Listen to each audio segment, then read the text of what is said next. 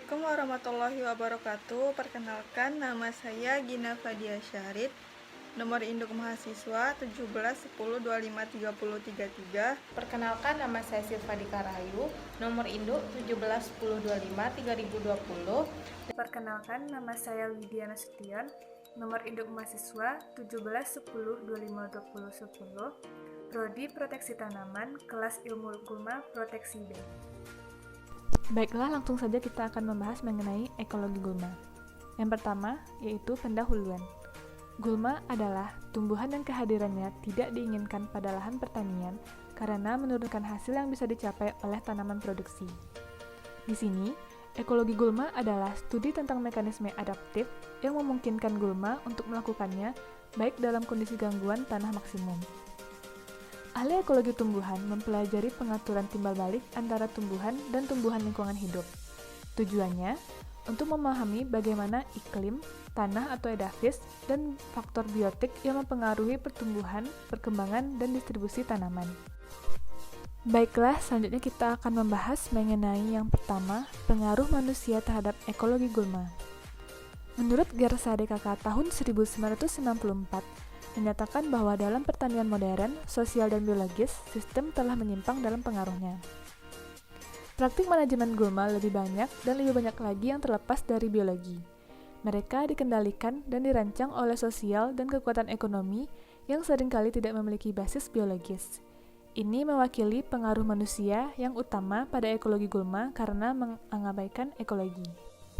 Selanjutnya yang kedua mengenai ekosistem tanaman tumbuhan.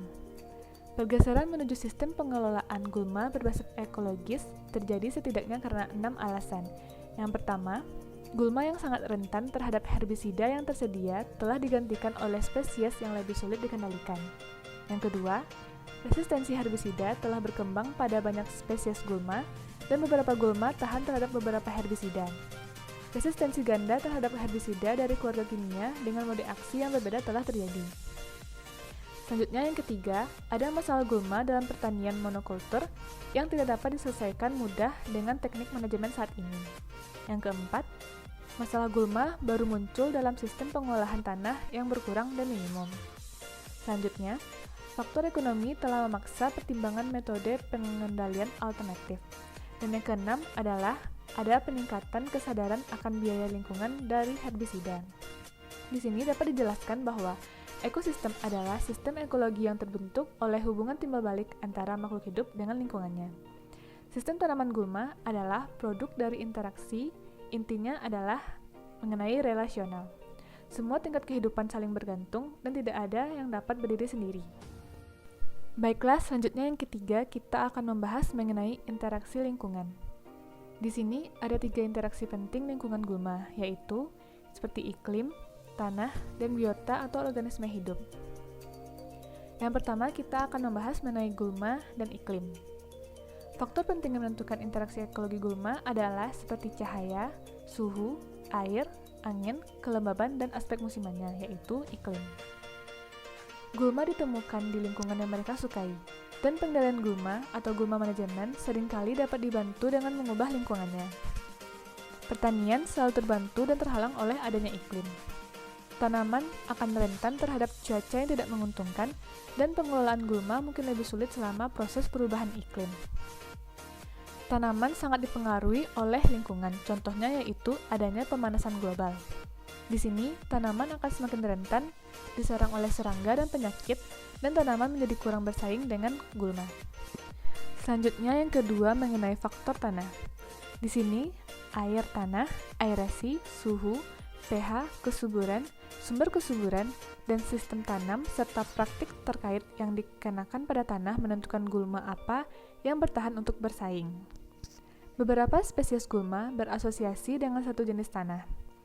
Kebanyakan gulma dapat ditemukan di tanah dengan karakteristik fisik yang sangat berbeda, seperti kadar air dan pH-nya. Pertumbuhan gulma ditentukan oleh banyak faktor selain sifat fisik dan kimia tanah. Selanjutnya kita akan membahas yang keempat mengenai konsep ekologi dasar. Yang pertama, spesies. Spesies adalah klasifikasi biologis yang mendasar. Ini adalah subdivisi dari genus dan masing-masing terdiri dari sejumlah individu dengan derajat fisik yang tinggi kesamaan yang umumnya dapat kawin silang hanya di antara mereka sendiri dan menunjukkan perbedaan tetap dari spesies lainnya. Yang kedua, mengenai komunitas. Komunitas adalah suatu perkumpulan dari beberapa individu makhluk hidup dalam satu lingkungan. Komunitas tanaman gulma penting untuk pengelolaan gulma karena merupakan tingkat organisasi di mana perubahan akan terjadi. Yang ketiga, suksesi ekologis. Suksesi ekologis adalah proses yang alami dan berkelanjutan. Di sini, manajemen gulma mungkin dirancang paling baik bila mencapai kontrol kurang dari 100% dan menciptakan proses suksesi yang tak ada habisnya. Dan yang keempat, mengenai interaksi antara gulma dan hama tanaman. Gulma hidup dalam komunitas dan mereka dipaksa untuk berinteraksi dengan tanaman dan organisme pengganggu lainnya. Secara ekologis, gulma adalah organisme penghasil, sedangkan organisme pengganggu lainnya adalah sebagai konsumen.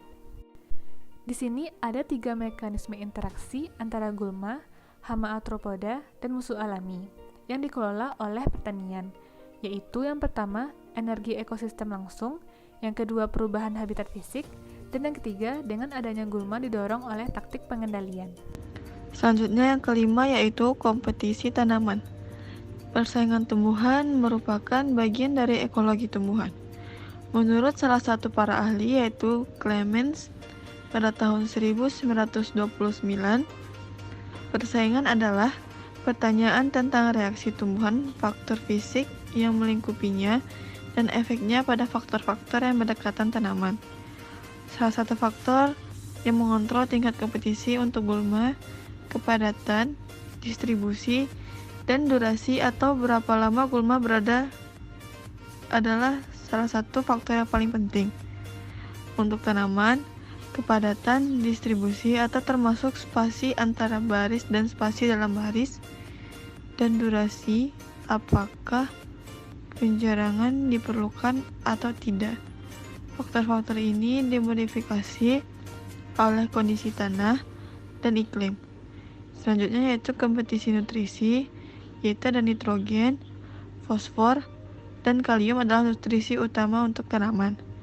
Nutrisi dapat menyebabkan pertumbuhan yang lebih cepat dan persaingan yang sukses untuk mendapatkan cahaya dan matahari. Persaingan untuk fosfor dan kalium paling tinggi mungkin terjadi setelah tanaman dewasa dan memiliki akar yang luas dan tumpang tindih pengembangan. Selanjutnya yaitu kompetisi air. Gulma bersaing untuk mendapatkan air, mengurangi ketersediaan air, dan berkontribusi pada tekanan air. Gulma adalah pesaing air yang tangguh bagi tanaman di lapangan. Persaingan gulma dengan tanaman untuk mendapatkan air ditentukan oleh volume akar relatif yang ditempati oleh tanaman dan gulma yang bersaing.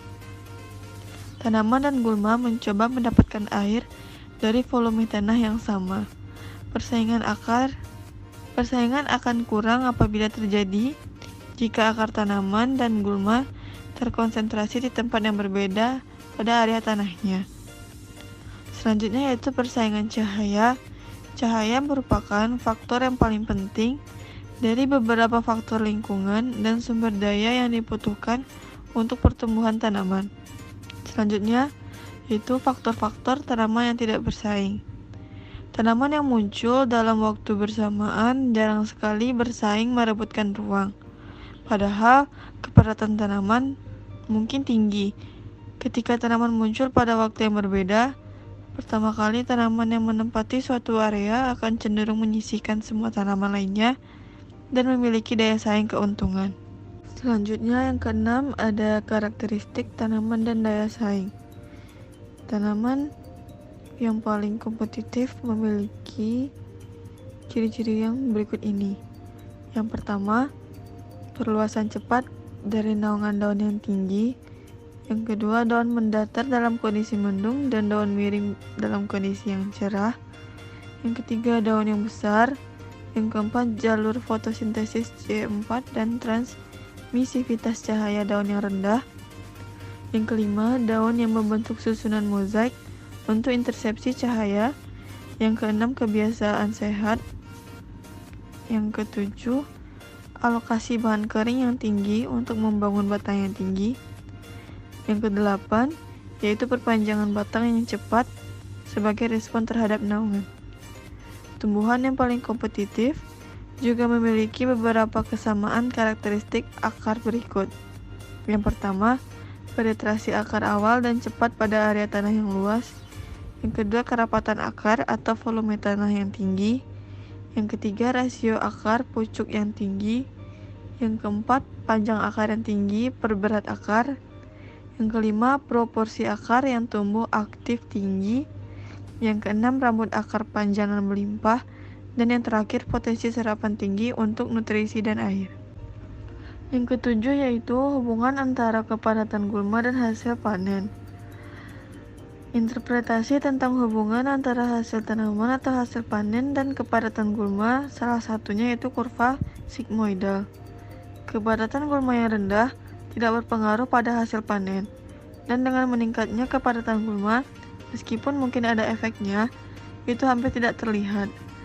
Saat kepadatan gulma terus berlanjut meningkat, maka hasil panen akan menurun dengan cepat, tetapi tidak akan pernah mengalami kehilangan hasil panen yang sampai titik nol. Ada beberapa literatur ilmu gulma yang menyatakan datanya jelas menyiratkan bahwa hubungan antara kehilangan hasil dan kepadatan gulma adalah sigmoidal, dengan sedikit atau tanpa kehilangan pada kerapatan gulma rendah atau hampir tidak ada. Yang kedelapan yaitu besarnya kehilangan hasil yang kompetitif. Didapatkan data dari isi buku ini bahwa yang pertama, gulma menurunkan hasil panen. Yang kedua, pengaruh gulma tidak sepenuhnya dapat diprediksi, begitu pula dengan kepadatan tertentu. Yang ketiga, kerugian di beberapa studi tentang persaingan gulma pada jagung, kedelai, dan biji-bijian. Dan yang keempat, data tersebut juga menggambarkan pengaruh tahun dan tempat yang tak terhindarkan dari persaingan gulma tersebut. 9. Durasi kompetisi. Durasi kompetisi ditandai dengan adanya kemunculan gulma untuk jangka waktu tertentu, dan kemudian gulma dibiarkan tumbuh untuk sisa musim tanam. Maksudnya di sini yaitu gulma muncul bersama tanaman-tanaman dan kemudian dibiarkan tumbuh untuk periode waktu yang ditentukan. Dan kemudian gulma muncul lagi untuk jangka waktu tertentu dan kemudian gulma dibiarkan tumbuh untuk sisa musim tanam. Contohnya saja pada tanaman kentang, jika dibiarkan bebas gulma selama 6 minggu, akan bertahan sisa musim tanpa hasil pengurangan, bahkan jika gulma tumbuh. 10. Analisis ekonomi. Analisis ekonomi merupakan metode yang menawarkan potensi keuntungan tertinggi, dan seorang petani dapat menghitung biaya kontrol dan nilai kehilangan hasil untuk menentukan apakah kontrol harus dilakukan. Dan ilmu tentang gulma membutuhkan lebih banyak informasi tentang efektivitas berbagai teknik pengendalian gulma dan gulma sistem pengelolaan di berbagai jenis tanah dan sistem tanaman. Dan analisis ekonomi sangatlah bermanfaat untuk dalam pengendalian gulma. 11. Model perhitungan dalam persaingan. Kegiatan ini telah menunjukkan beberapa gulma lebih merugikan satu tanaman daripada yang lain, dan efeknya selalu dimodifikasi oleh interaksi lingkungan. Model bantuan keputusan didasarkan pada pengetahuan bahwa efek gulma adalah populasi tergantung, dan semua model mencoba untuk memprediksi biologis atau kepadatan gulma dan konsekuensinya yaitu ekonomi dari keputusan manajemen. Model menggabungkan konsep ambang atau titik awal untuk efek gulma. Ada 4 jenis ambang batas yang digunakan dalam model bantuan keputusan, yaitu 1. Kerusakan merupakan populasi gulma di mana respon hasil panen negatif terdeteksi. Yang kedua, ekonomi, populasi gulma di mana biaya pengendaliannya sama dengan nilai tanaman meningkat dari kontrol. Dan ketiga, periode.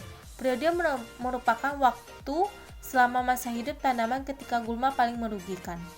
Dan yang keempat, tindakan, titik di mana tindakan pengendalian harus dimulai.